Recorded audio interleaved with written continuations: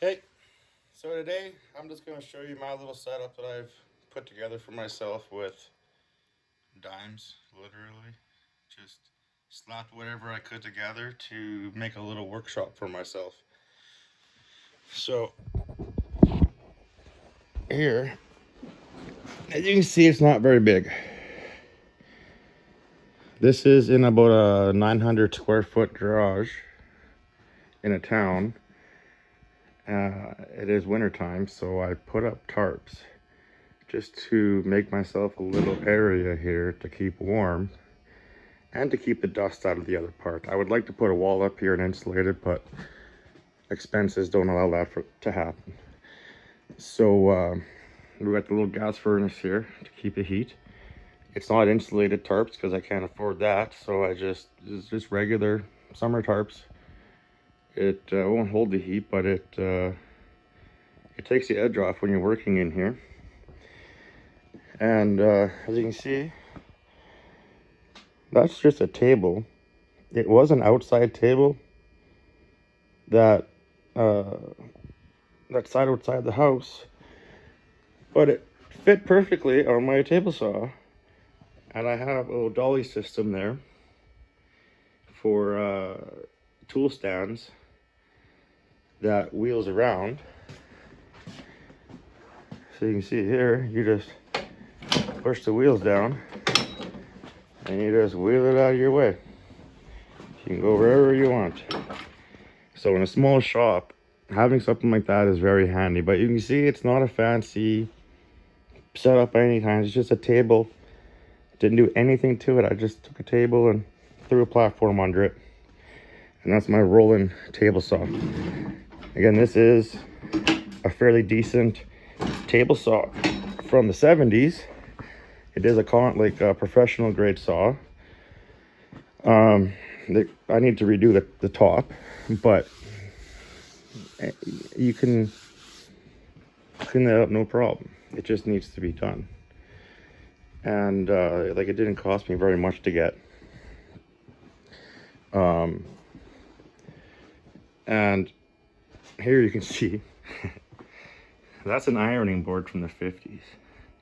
Now I know the old saying, fold up like a cheap ironing board. But those things from the 50s, I put it together and I sat on it and bounced, and I'm 240 pounds and she didn't budge. So that made a perfect table. That and my dog crate.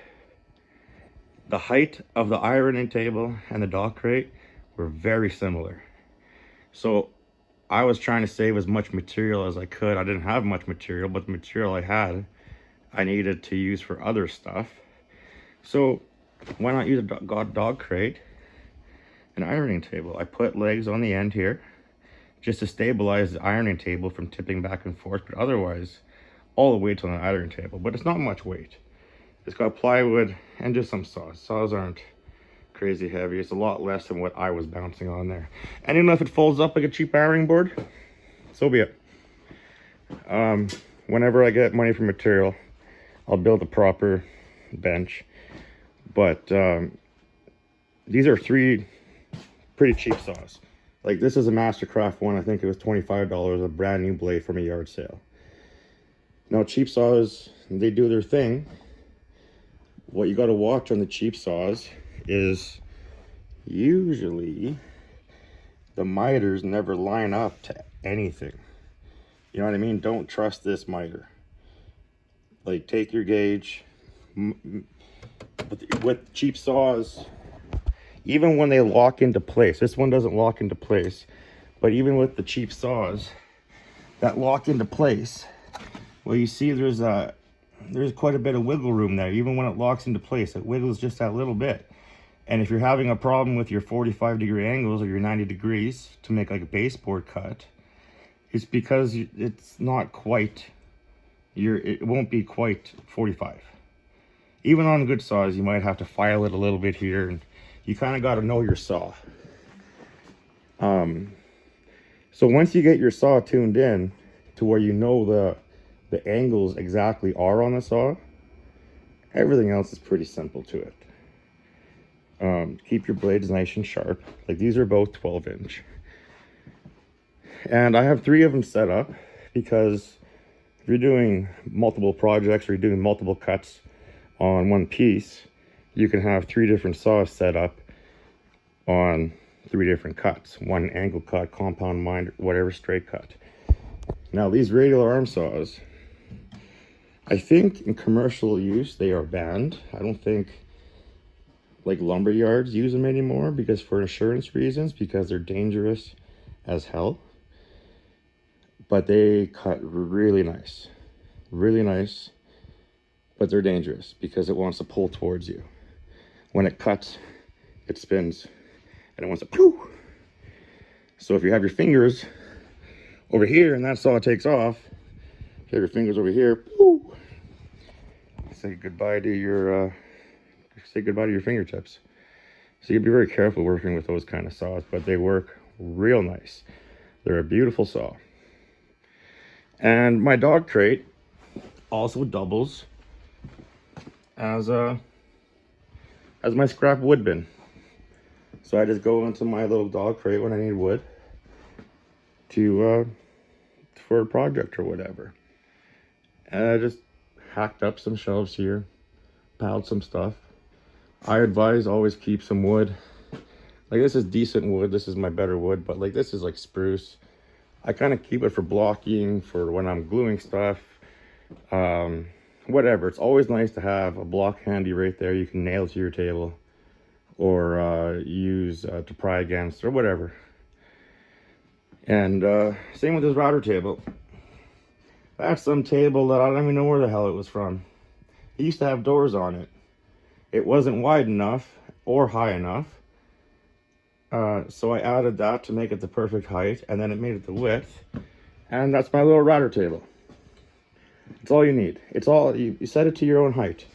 I'm taller, so I like to set stuff a little bit higher for myself.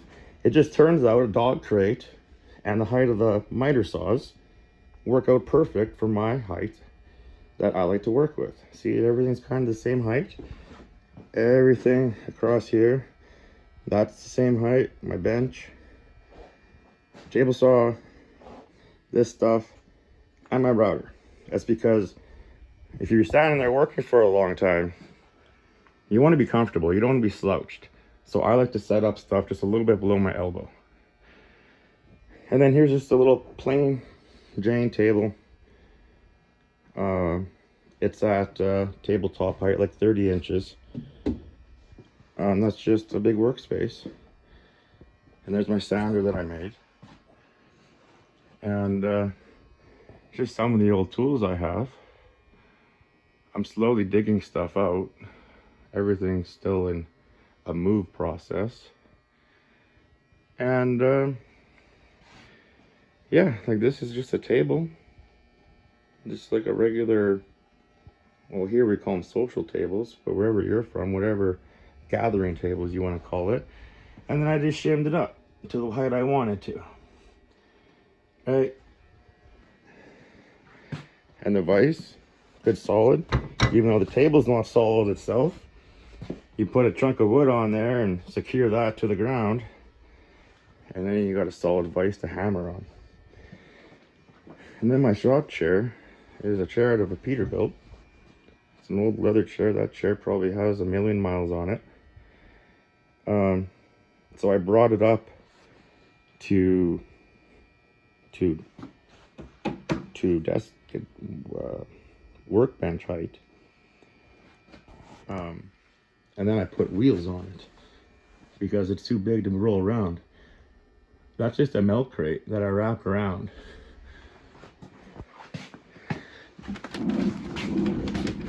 It rolls real nice. It's just a milk crate I put on there and wrap some shit around there. Put a thing. It rolls perfect right now. That's all I had for material left. Like all I had to use for wasteful material. So I built myself a rolling chair. And it's comfy. So yeah, like you don't need much.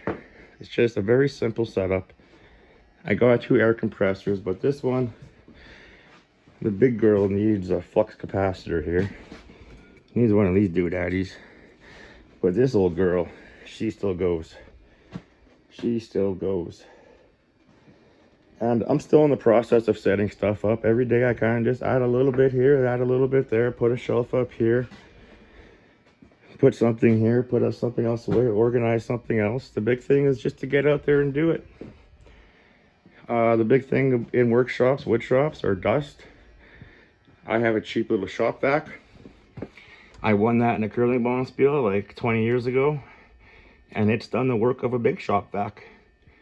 But hook those up to your sanders and tools. Make sure there's bags on your tools to try to minimize the dust. If you can't afford a dust collector system, there's homemade type dust collector systems you can make. But I'd advise to look for a dust collector system, because you do one project and everything's got a coat of dust on it. So that's a wise investment, is any kind of dust collecting system you can have for your tools. That, and it collects your dust to make your own wood filler. But yeah, like there's my old scroll saw. That puppy's from, I don't know, 40s or 50s maybe early 60s. It's a really unique system on how it works. The arm doesn't move. There's a spring in there that goes up and down. It's a really unique system. But whatever you need to use to get your stuff done, don't be shy. Don't be shy. Get out there and make a mess, clean it up, and make a mess again. If it doesn't work the first time, try again. Doesn't work the second time, try again. Don't quit. Don't quit.